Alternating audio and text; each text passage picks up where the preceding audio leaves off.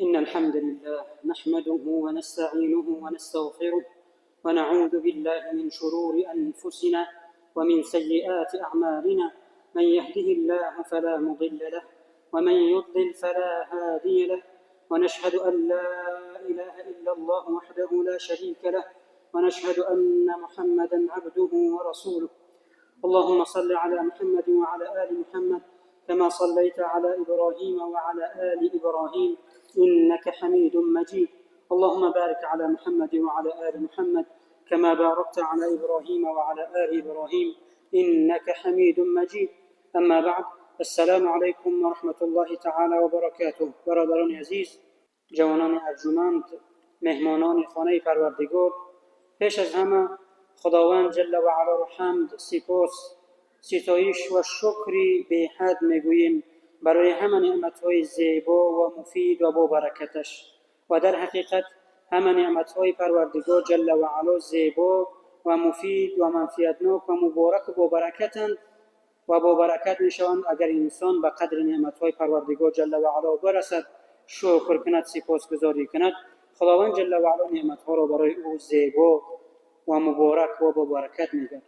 خداوند جل و علا را برای ایمان، برای قرآن و برای همه نعمتهایش و خصوصا این نعمتی سرجمعی، این نعمتی وحدت، این نعمتی اخوت، این نعمتی بزرگ را شکرگزاری و سپاسگزاری میکنیم و نعمتها با سپاسگزاری مبارک و با برکت و ابدی میگردند. با ناسپاسی و ناشکری ها نعمتها فنا میگردند و نعمتها به نقمتها، یعنی به عذابها و رنجشها تبدیل می‌یابند.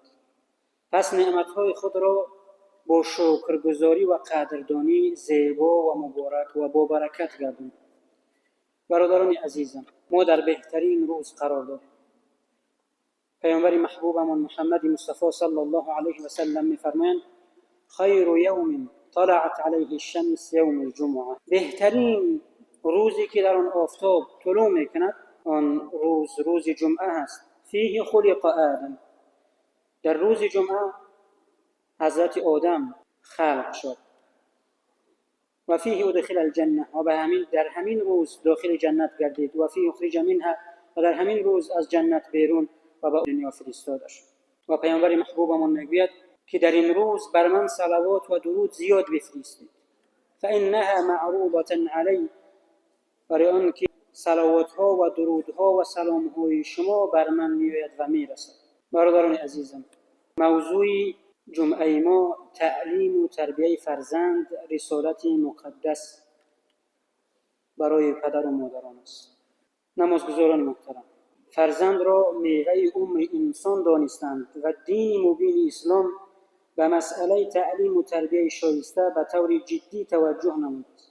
برای تشکل شخصیت‌های کامل و سازنده که توانند به مقام بلند و شایسته خود برسند، نقش والدین و محیط سالم خانوادگی نقش کلیدی و اساسی دارد. و در دین پاک اسلام می‌بینیم که انسان را در 3 محیط تربیت می‌کند و انسان خود در 3 محیط تربیت میشه. یکمش این وقتی که چشم می‌گشاید و اهل و خانواده و پدر و مادرشون، و دومین استاد و همسنفان و مکتب و مدرسه و دانشگاه ها رو تعلیم میده، و سومین محیط جامعه او را تربیت میکنه. حضرت علی کرم الله وجهه، داماد رسول خدا صلی الله علیه و سلم، میگویند در جامعه وقتی هستید شما مواظب گفتارتان باشید و گفتارهایتان اهمیت بدید. احتیاط کنید. ما در سوره قاف میخونیم خداوند جل و علا میگه که هیچ انسانی از دهانش سخنی نمیبرد تا اینکه ملائکه ها او را قید میکنند. یعنی هر گفته قید میشه و از انسان برای گفته‌هایش و کرده‌هایش پرسیده میشه. ما یلفظ من قول الا لدیه رقیب عتید. خداوند جل و علا میگه انسان هیچ تلفظی، هیچ سخنی نمیگوید مگر اینکه ملائکه های او را ثبت میکنند. چه هزل باشد، چه شوخی باشد، چه حدیث باشد، چه نصیحت باشد، چه غیبت باشد، چه بهتان باشد و چه دیگر سخن. یعنی هر گفته انسان قید میشه. پس حضرت علی رضی الله عنه میگن که در جامعه مواظب گفتارتون باشید. متاسفانه میبینیم جوانانی که حالا از زندگی هیچ چیز نمیدونن، چنون دشنام‌ها میدهند که انسان در حیرت میمونه. بایست است انسان بگیرید. یک کودک 4 ساله و 5 ساله و 6 ساله چنان حقارت‌هایی میکند که این هم سببش یا اینکه پدر و مادر است، محیط مکتب و مدرسه است، یا اینکه محیط جامعه. پیش از همه گفتن که در جامعه مواظب گفتارتون باشید و در تنهایی مواظب فکرتون باشید. وقتی انسان تنها میماند، شیطان با فکرهای او بازی میکند و میخواهد که او را به گناه و به وسوسه های شیطان و به بدبختی ها ببرد. وقتی تنها ماندید، فکر بیهوده و غم انسان را ناکام میکند، انسان را بیمار میکند. اما استغفار انسان را کامیاب و موفق و به پروردگارش نزدیک و از وسوسه های شیطان دور میکند. پس وقتی تنها ماندید، به هر فکر شیطانی و وسوسه های شیطانی حتما به انسان میرسد. شیطان با فکر انسان بازی میکنه. در همون حالت باید چیکار کرد؟ مواظب فکر بود و استغفار باید گفت و حمد و سپاس باید پروردگار. و حضرت علی رضی الله عنه میگن که در خانه در پیشت همسر و فرزندان و پدر و مادر و اهل و عائلت هستند، مواظب رفتارت باش. کودک هر چیزی که ببیند به اون تقلید میکنه. شما ببینید کودکای 1 ساله یا 2 ساله، پدر هر چیزی را بگوید او هم تقلید میکنه، هر کاری را بکند او تقلید میکنه. اگر پدر نمازخوان باشد، در برابر او میستد، راست میست، نماز میخواند. اگر پدر کتابخوان باشد، در دستش کتاب باشد، هرچند که نمیتواند بخواند، اما یک شوق و ذوق کتابخوانی برای او میآید و کتاب را میگیرد، به مانند پدر خود را تقلید میکند. چنانه که شاعر ابوشکور بلخی فرموده است: درختی که خردک بود باغبان، یعنی طفلی که او در خردی است، در سن پایین است، بگرداند او را چو خواهد چنان. یعنی پدر و مادر در هر راهی که بخواهد او را میتواند ببرد، در راه حق و در راه راست و در راه تربیت سالم. چو گردد کلان باز نتواندش. وقتی دیگر کلان شد و 18 شد، دیگر بعضی جوانان رو دیگر نصیحت فایده نمیکنه که از کجی او هم بگرداندش. پس در جوانی باید کودک را تربیت کرد. وقتی در طفلیش است، بهترین الگوی فرزند این پدر و مادر است. قهرمانی فرزند این پدر و مادر است و به همون راهی می رود که پدر و مادر می رود. شاعر میگوید: خشت اول گر نهد معمار کج، تا به آخر می رود دیوار کج. وقتی فرزند رو که در میدکی است، طفل است، در پیش او اگر حقارت کرد، دشنام دادی، در پیش او ناز کشیدی، سیگار کشیدی، دروغ گفتی، غیبت کردی، در پیش او مادرش را تحقیر کردی، به احترامی به پدر و مادر خودت کردی، پس از او انتظار احترام و انتظار ادب و اخلاق نباش. یکی از دوستانمان وقتی ما در سفر بودیم پرسیدن، سخن طولانی شد، گفتن شما از کجایید؟ و یکی از آنان گفتن که ما اگر بدونید امام بخاری، امام مسلم از فرزندان و نوادگان همین بزرگان، سلمان فارسی و دیگر بزرگان، بلخی و مولانا و فردوسی و دیگر بزرگان. پس گفت چرا امروزها به مانند مولوی و به مانند بخاری و به مانند عطار دیگر تولد نمیشه؟ باید چیکار کرد؟ من میخواهم که فرزندم به مانند مولانا باشه. باید چیکار کنم؟ باید به مانند پدر و مادر مولانا باشی که فرزندت چون مولانا بزرگ شد. باید به مانند پدری و مادری حضرت امام بخاری باید رفتار کنی و تربیت و اخلاق داشته باشی و دینداری داشته باشی، تا اینکه از تو یک فرزندی به مانند بخوری بوایه است.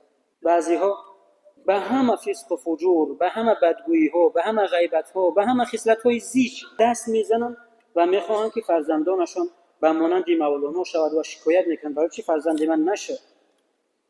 برای اینکه تو خودت در تربیت فرزندانت ناکام بودی. پیش از همه باید انسان خودش را تربیت کند. برای تربیت فرزند باید خودش را اصلاح کند تا اینکه فرزندانش کامیاب و موفق و عزتمند باشند. خداوند جل و علا می‌فرماید: اعوذ بالله من الشیطان الرجیم یا ایها الذین آمنوا قوا انفسکم و اهلیکم نارا.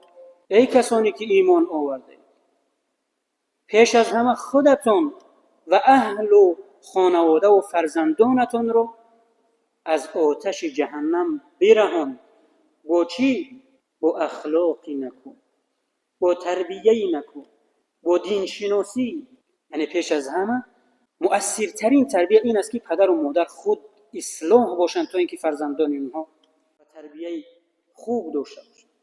عاملی که فرزندان را از خطا و از بدگویی ها و از زشتی ها دور میکند این چی است برادران عزیزم؟ لقمه حلال و خانواده آوردن و آنها را با لقمه های حلال و از راه های حلال خورانیدن. یکی از وظیفه های پدر چی است؟ تأمین خوراکوری، در شرطی اگر حلال باشد فرزند را کامیاب میکنه، در شرطی که اگر حلال باشد. یکی از ظالمان بسیار انسان صالح بود، اما در گذشت زمان از او یک فرزندی که سبب رنجشش و سبب رنجش مردم و یک فرزندی بد به وای رسید. و یک روز همسرش را دعوت کرد، پرسید، گفت ما در تربیه در کجا خطا کردیم تو اینکه این فرزندمون ناکام شد؟ بعد از فکرهای طولانی همسرش گفت که وقتی من باردار بودم، همین فرزند در بطنم بود، یک روز در خانه همسایه داخل شدم. وقتی زن باردار باشد یعنی حامله باشد، هر یک حسی، یک خواهش ترشی و خواهش شیرینی و هر چیز یکی به اون میآید. میگه در من یک حسی همون ترشی بسیار شد، مرا غلبه کرد، نتوانستم. در همونجا یک انار، همون انار را با سوزن خود شکاف کردم و از آبی همون نوشیدم تا اینکه نفسم قرار بگیرد. اما نپرسیده بودم از همسایه که همین انار حلال است، آیا اجازت است من بگیرم؟ یعنی از راه ناسالم یک قطره آبی میوه انار فرزند او را ناکام کرد. پیامبر محبوبمون در حدیثی که امام احمد روایت میکند، پیامبر خدا صلی الله علیه و سلم میفرمایند اگر انسان با جامعه یا لباسی که 10 درهم خریده باشد نماز بخواند، اگر از همون 10 درهم 1 درهمش از راه فریب و راه نادرست و راه حرام به دست آمده باشد، نمازش قبول نمیشه. پس اگر میخواهیم در تربیت فرزندانمون کامیاب و موفق باشیم، باید به لقمه هایمون، دارایی هایمون باید توجه کنیم که از راه حرام نآید، چون اینکه هم خودمون را ضرر میکند هم فرزندانمون را ضرر میکند. وقتی حضرت لقمان فرزندش را نصیحت میکرد، خداوند جل و علا را همین نصیحتی حضرت لقمان به فرزندش خوش آمد و همین نصیحت های او را در قرآن ذکر کرد. اولین نصیحتی که حضرت لقمان به فرزندش میکند میدونید چی است؟ یا بنی لا تشرک بالله ان الشرک لظلم عظیم. یکی از وظیفه های اساسی ترین پدر و مادر، مسئولیت اولین پدر و مادر این است که خدا را به فرزندانشان بشناسند. نگویند که خدا میزند، خداوند میسوزاند، خداوند عذاب میکند. نه، متاسفانه امروزها میبینیم که خداوند را در نزد فرزندان یک نعوذ بالله از فهمیش نادرست خود فرزندان را هم از خداوند بزرگ، از خداوندی که رحیم است، دوست می‌دارد، از انسان بر خودش زیادتر غمخوار است. خداوندی که خالق است، رازق است و همه این زمین و آسمان ها را برای ما آفریده است و ما را برای عبادت خویش آفریده است. میگوید یا بنی لا تشرک بالله، فرزندانمون را، خداوند را بشناسون.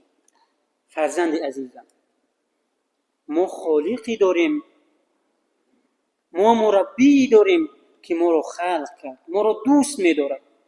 از پدر و مادرمون، از خودمون، از فرزندانمون، از همه زیادتر ما را زیادتر دوست می‌دارد.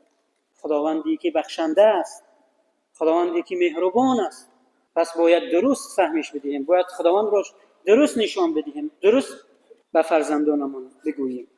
پیش از همه دین و خدا را باید به فرزندانمون بشناسیم، چنانکه خداوند جل و علا نصیحت‌های حضرت لقمان را که به فرزندش میکرد آورد که میگوید یا بنی لا تشرک بالله، ای فرزندم به پروردگارت شریک نیار.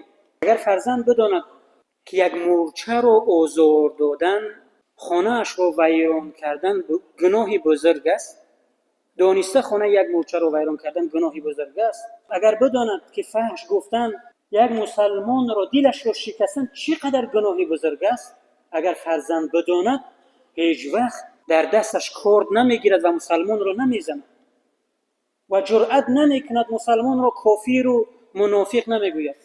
و به همین خاتمه میدیم. استاد ان شاء الله دوام میدیم.